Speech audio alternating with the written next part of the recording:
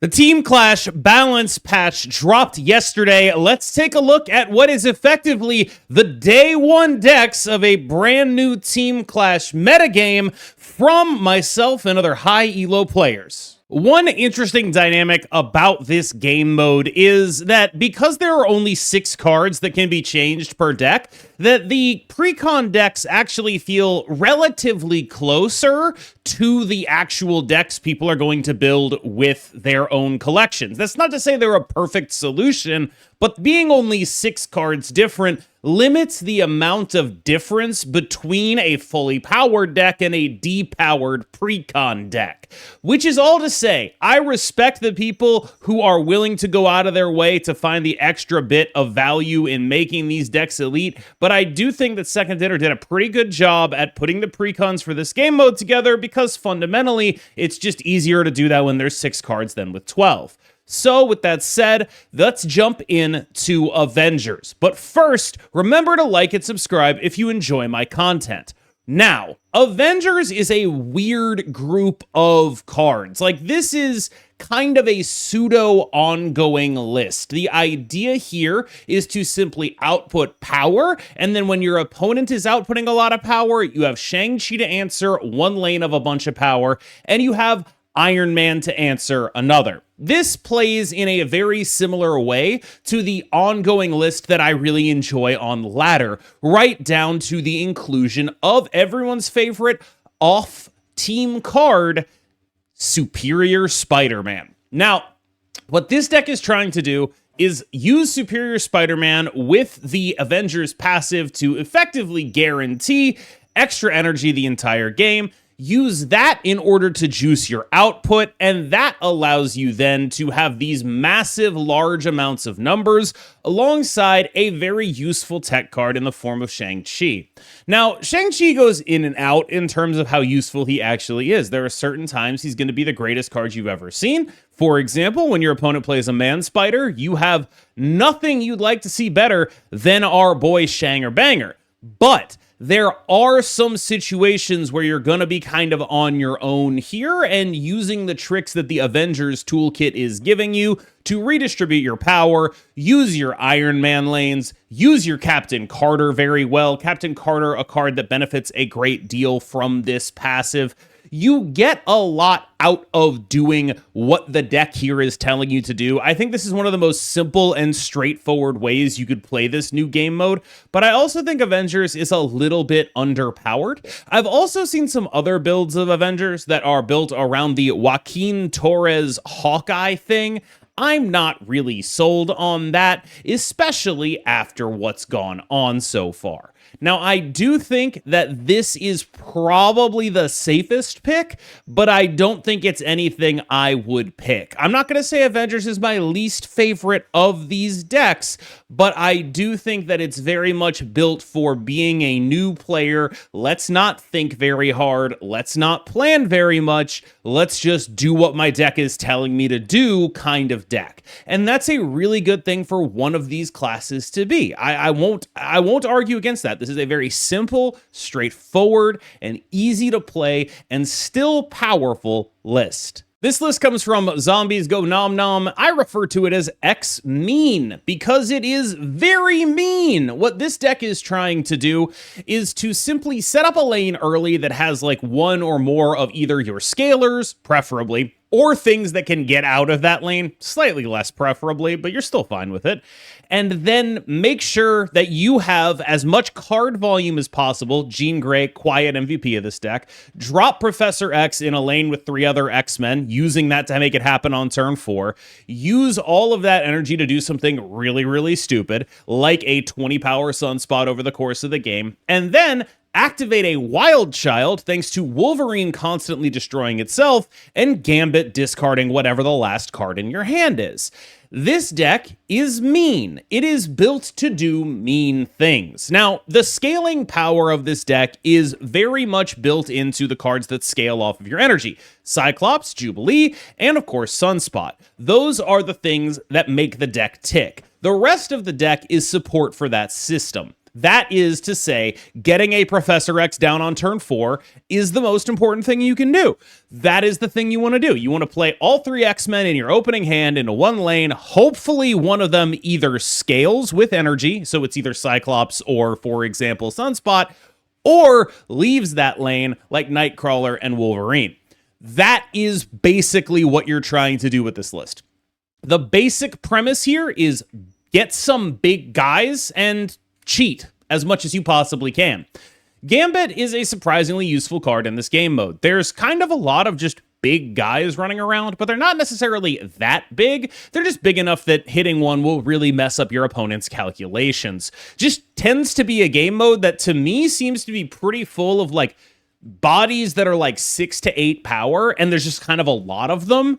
And Gambit's just really good against that, and I think that's a really good spot for our boy to be in. This is a very solid list that I personally was very skeptical of until I got the time to actually play it, and then it suddenly started to make a ton more sense. This feels like what X-Men's fundamental struggle is what the hell is our end game? Like, what is the end game of an X-Men deck? In class, there's just very little like meaningfully large dudes that are doing meaningfully large things in this game mode.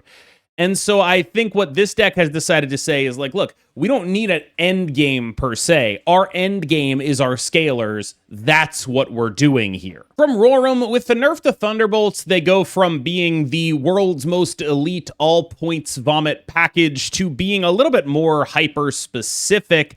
This deck is from Roram. It is a Clog deck. If you hate everyone you're going to play against, I think Clog is a very reasonable way to take this deck. It's frankly the only Thunderbolts deck I've seen since the nerf that I've been like, wow, I actually like what this deck is doing compared to the other points deck. The nerf to Thunderbolts, I think, put it below some of the other points decks. Again, this is also a deck that's kind of asking a lot of you in terms of, okay, I got to go outside of my class to get some of these cards in order to make this deck function. Even though I am in my class, like, yeah, that's cool. You've probably played a deck like this on ladder before. It's very similar to the kind of Merlin-y Clog decks that you'll often see. The reason it has such equity in a game mode like this is that a lot of these decks are kind of built on setting up powerful lanes that stack on top of each other. You look at Avengers, a lot of them are playing Iron Man, they have Captain Carter things. They want to be stacking this stuff. The Guardians, it really wants to be like, okay, I'm a Guardians deck, I gotta play in certain locations. All that stuff tends to be, you kind of are restricted on board space a bit in this game mode, and I think that Clog is a very reasonable way to attack that. In addition, Clog, I think, is very often a lot better in game modes that don't have snapping.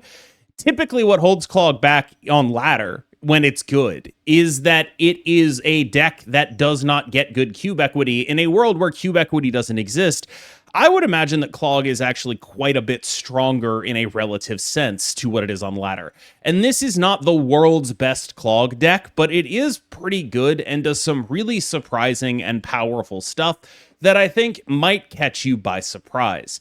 It's a little bit tricky to play. The curves can be very weird, and it's kind of read dependent from your opponent. But I do think that this is probably the best way to play the nerfed Thunderbolts. Skipping Guardians just for a sec, because there's 2 Guardians decks I want to talk about. The Spiderverse list is honestly pretty straightforward. You just play a lot of Spiderverse stuff and try to play like a bit of a mid-rangey game. And it seems a little weird to call this a mid-rangey game, but I simply couldn't find a coherent Man-Spider list that I actually felt good with when it wasn't doing Man-Spider things, which is frustrating to me because it feels like it's out there. I just haven't gotten to it. Like, I kind of am on the fence about like whether or not this deck is as good as I mean, it's obviously not as good as I thought it was going to be. Like, I thought Spider-Verse would just be really, really powerful baseline. But then when it came out, what happened was I couldn't put together a combo deck that functioned regularly enough. And because of that, I was just sort of unable to bully the people that I wanted to bully with a combo deck in this game mode as much as you would think.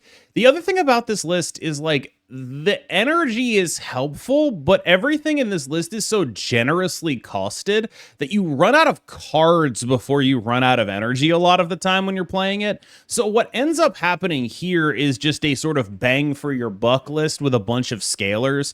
This is basically a deck you'd see on ladder, except everything is Hydra Stomper, thanks to Spider-Man 2099. You're just doing a bunch of numbers here and trying to rip through the deck and get as much energy and play all of your cards and make sure everything is realized. This is actually one of the matchups where you look at the Magic and the X-Men deck. That's actually kind of a tech card against this, even though you don't need it to be a tech card against this. I use this to say it's very good in the matchup because this deck is very built to my entire hand is going to be on the board by turn 6. That extra turn does nothing for this deck. And there's several other decks that are kind of like that. It's part of why the Magic kind of works, where it's like the X-Men deck is getting the benefit from this in the form of Sunspot, extra Wolverine procs, things of that nature. This deck is not benefiting from it in any way. Neither are several other lists, which are very much built to dump their hand by the time turn 6 comes around.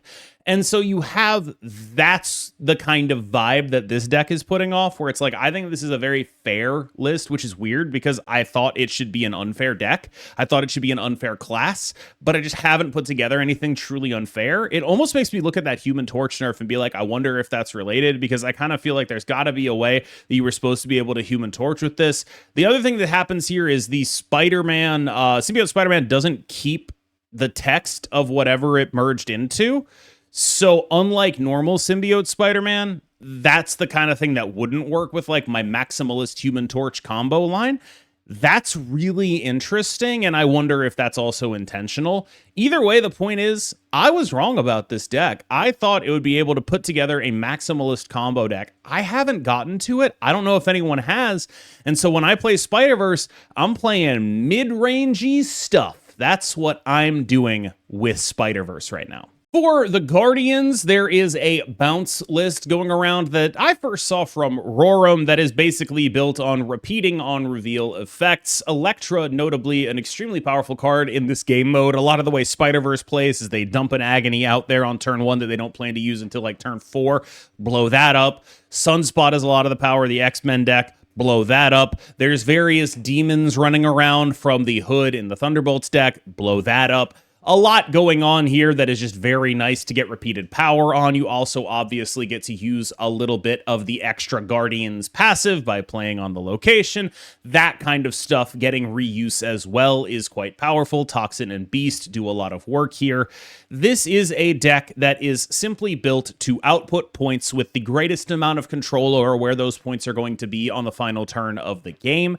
That is the full and complete ethos of this deck. As many points as we can get on the final turn of the game in our hand, in our 6 energy, that is the goal. And then it's going to stress you on understanding the output of your opponents. It's a very classic bounce deck, and it is quite solid at doing what it wants to do in this game mode. What this deck is trying to do is be as fair as you can be, or I guess as unfair as you can be while still playing a fundamentally fair game plan. The way Bounce is typically matched up into normal Marvel Snap decks is that they have similar point outputs, but Bounce has greater control over its own board slots and over how much power it's going to distribute and where on the final turn of the game, giving it typically a built-in advantage that scales with players' skill. Bounce Guardians in this game mode has exactly that same dynamic. The points output is relatively similar to a lot of these other decks, but you have less of a commitment on board to certain lanes thanks to being a bounce deck and a lot more power in hand on the final turn of the game,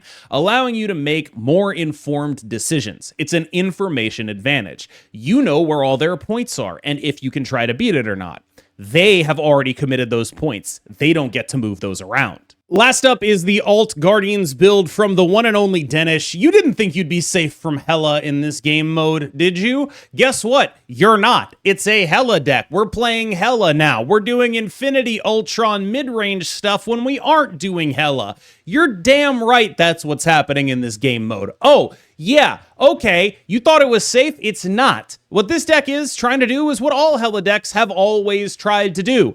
Hello. Please enjoy all of my points. I have played more cards than you, and they are bigger than your cards.